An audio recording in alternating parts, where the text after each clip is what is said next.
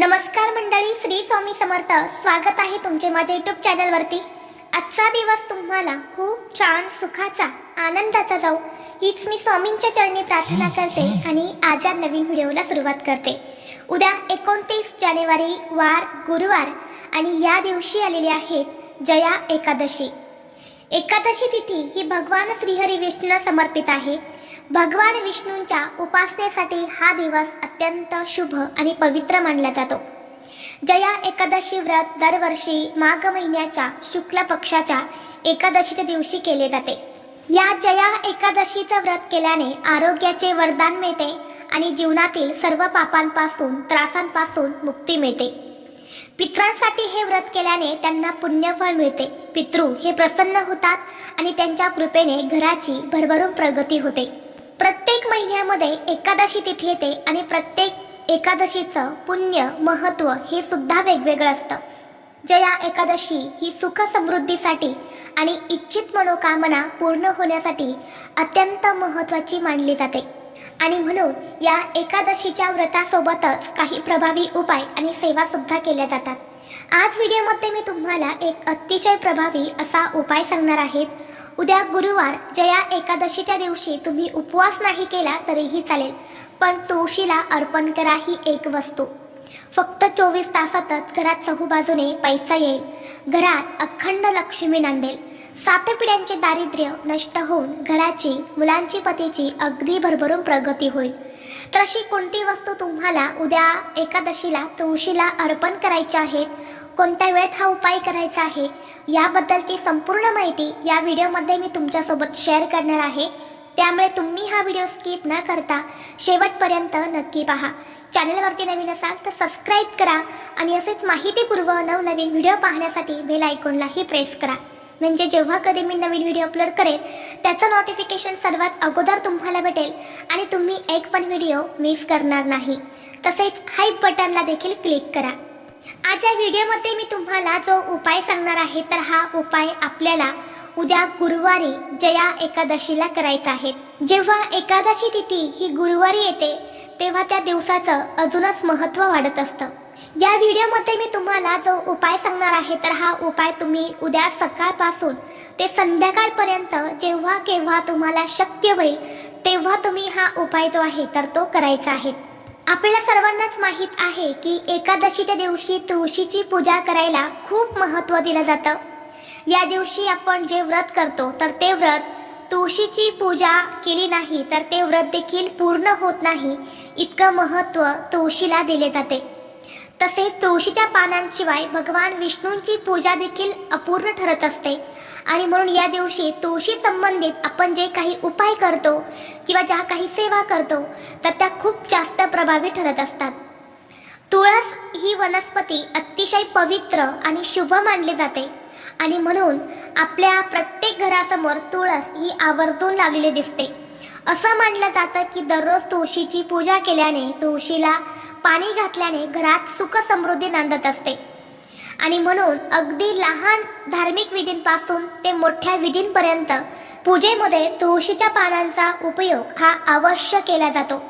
वास्तुशास्त्रानुसार असं मानलं जातं की तुळशीचे रोप हे घरात ठेवल्याने घरात नकारात्मक ऊर्जा ही प्रवेश करत नाही. घरातील सर्व नकारात्मकता, पितृदोष, ग्रहदोष हे दूर होतात आणि घरात एक सकारात्मक ऊर्जा ही निर्माण होते.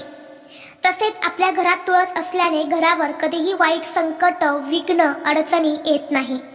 जेव्हा आपण बघा तुळशीची अगदी लहान मुलांप्रमाणे काळजी घेत असतो, परंतु अचानक तुळस सुकून जाते किंवा तुळस जी आहे तर ती वाळून जाते, तर अशा वेळी असं म्हटलं जातं की आपल्या घरावर येणारं संकट तुळशी माता स्वतःवरती घेते, परंतु आपल्या कुटुंबावर कोणतंही संकट किंवा विघ्न हे येऊ देत नाही, इतकं महत्त्व शास्त्रामध्ये तुळशीला दिले जाते. याच एकादशीच्या दिवशी तुळशी संबंधित आपण जे काही उपाय करतो तर त्या उपायांचा आपल्याला निश्चितच फळ प्राप्त होते आणि म्हणून जर तुमच्या घरामध्ये सतत पैशांच्या अडचणी असतील, कष्ट आणि मेहनत करून तुमच्या घरामध्ये पैसा येत नसेल, तुमच्या कष्टाला आणि मेहनतीला प्रयत्नांना नशिबाची साथ मिळत नसेल, तसेच घरात पैसा टिकत नसेल, कोणत्या कारणातून घरातून आलेला पैसा हा निघून जात असेल किंवा लक्ष्मी तुमच्यावरती प्रसन्न नसेल तर लक्ष्मीला आकर्षित करण्यासाठी, लक्ष्मीला टिकून ठेवण्यासाठी हा उपाय खूप प्रभावी मानला जातो. कारण तुळशीला साक्षात लक्ष्मीचं रूप मानलं जातं. आपण लक्ष्मी स्वरूपच तुळशीची पूजा करत असतो आणि म्हणून लक्ष्मी प्राप्तीसाठी, धनप्राप्तीसाठी, घरातील गरिबी, दरिद्रता, कर्ज दूर करण्यासाठी हा उपाय खूप प्रभावी मानला जातो. तसेच हा उपाय केल्याने घरात सुख, शांती, समृद्धी ही टिकून राहते. घरातील सर्व अडचणी, अडथळे, समस्या ह्या दूर होतात. आता हा उपाय करण्यासाठी तुम्हाला उद्या गुरुवारी सकाळी लवकर उठायचं आहे, स्वच्छ स्नान करायचं आहे. स्नान करून झाल्यानंतर सर्वप्रथम देवघरातील देवांची पूजा करून घ्यायची आहे. भगवान श्रीहरी विष्णूंची मूर्ती असेल तर मूर्तीवरती नक्की अभिषेक करा.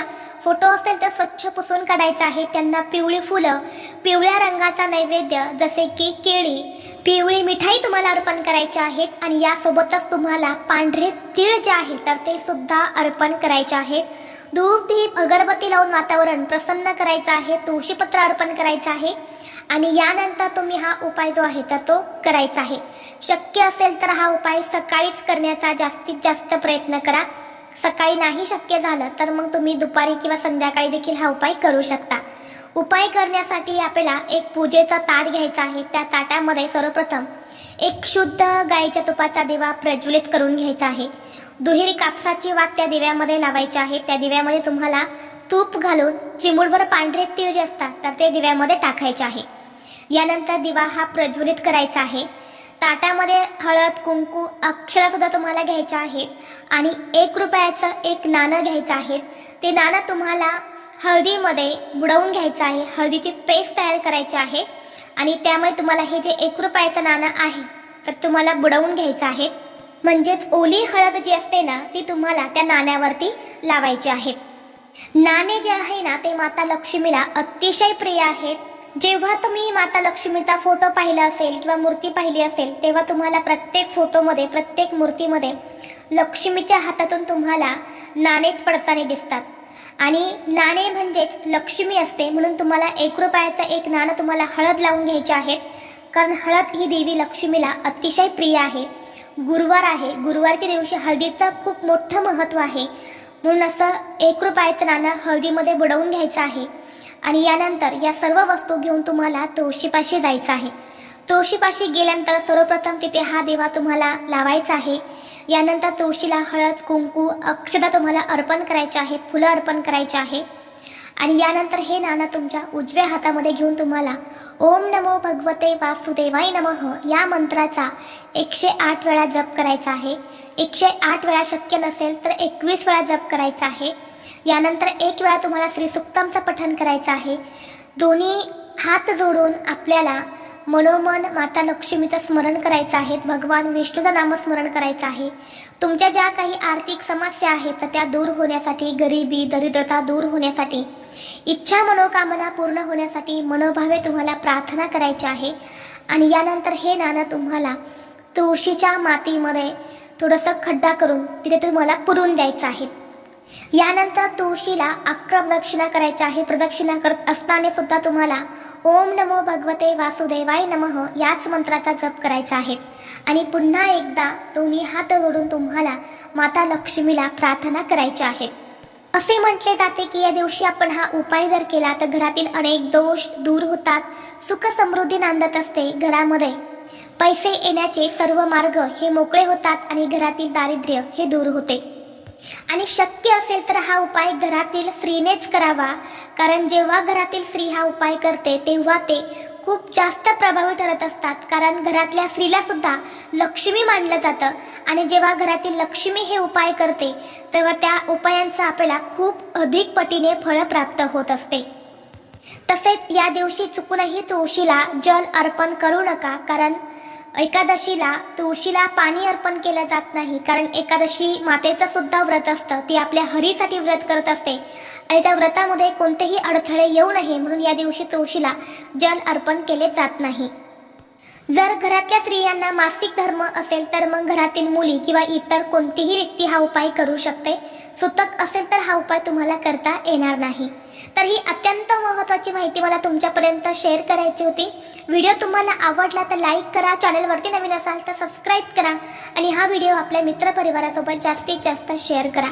चला तर मग भेटू असंच पुढल्या एका नवीन व्हिडिओमध्ये. तोपर्यंत सर्वांना श्री स्वामी समर्थ.